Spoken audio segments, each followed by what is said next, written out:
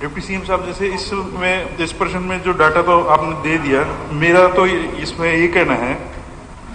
कि पिछले 10 साल के अंदर जो है लोगों ने अलग अलग एमएलए ने अलग अलग सरकारों से जैसे इसमें पूछा कि बीपीएल सर्वे कब होगा, हरियाणा में बीपीएल के कितने प्लॉट मिले हैं, और जैसे क्या शहरी क्षेत्र में बीपीएल प्लॉट मिलेंगे, हरियाणा में कितने बीपीएल परिवार हैं, हरियाणा में कितने बीपीएल जो है वो एससी ओबीसी समुदाय से हैं। ऐसे करके 10 साल के अंदर लोगों ने अलग अलग सरकारों ने जवाब भी दिए। मेरा मानना यह है कि जैसे पिछले 2 साल के अंदर आपने देखो, इसके अंदर 136 सिर्फ बीपीएल कार्ड बने हैं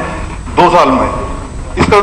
एक तो ये रहा कि भी कोरोना का टाइम था, दूसरा ये था कि जो प्रॉपर्टी आईडी थी उस पर भी टीम लगी हुई थी। लेकिन ये जो है स्पीड, अगर क्योंकि हम क्षेत्र में जाते हैं तो लोग बीपीएल के कार्ड ना बनने की वजह से बहुत ज्यादा परेशान है, तो एक तो इसकी स्पीड बढ़ा दी जाए।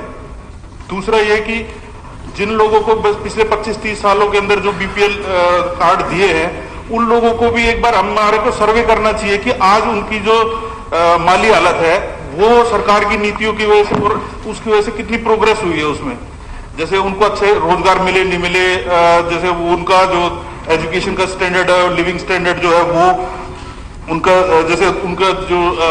न्यूट्रिशन है खाने में नहीं है, इस तरीके से जैसे उनकी शिक्षा के अंदर आधुनिक शिक्षा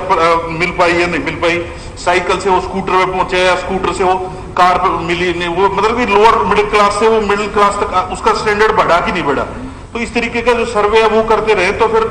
ये लगेगा कि भाई हमने एक्चुअल में ग्राउंड पे जाके बिल्कुल आखिरी जो लाइन में खड़ा आदमी है उसके लिए काम किया। तो एक ऐसे सर्वे कंटिन्यू अगर जो हम करें, ये एक है, और एक इसकी स्पीड बढ़ा के टाइमलाइन के साथ, ये 2 मेरी रिक्वेस्ट थी आपसे।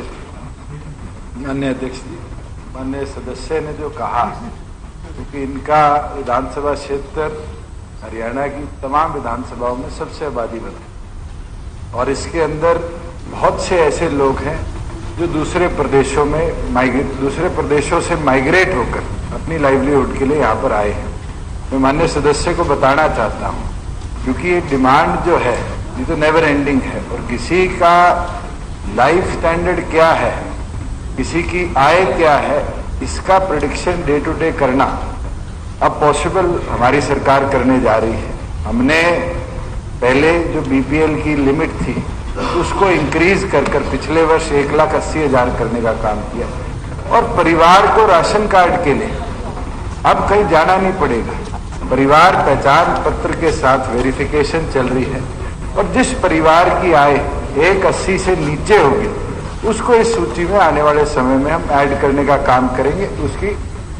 आर्थिक हालात देखते हुए, क्योंकि केंद्र एक लिमिट तक ही परमिट करती है टोटल जनसंख्या के कि कितने राशन कार्ड बीपीएल होने चाहिए, कितने राशन कार्ड ओपीएच होने चाहिए, कितने एएवाई होने चाहिए, और उन तमाम वैल्यूज को देखते हुए हमने पिछले वर्ष ये फैसला लिया कि परिवार पहचान पत्र की वेरिफिकेशन के बाद जो जो परिवार 1,80 से नीचे स्टैंड करता है, समय अनुसार उसकी आर्थिक हालात को मॉनिटर भी करते रहेंगे और उसको बीपीएल की सूची में हम ऐड भी करते रहेंगे।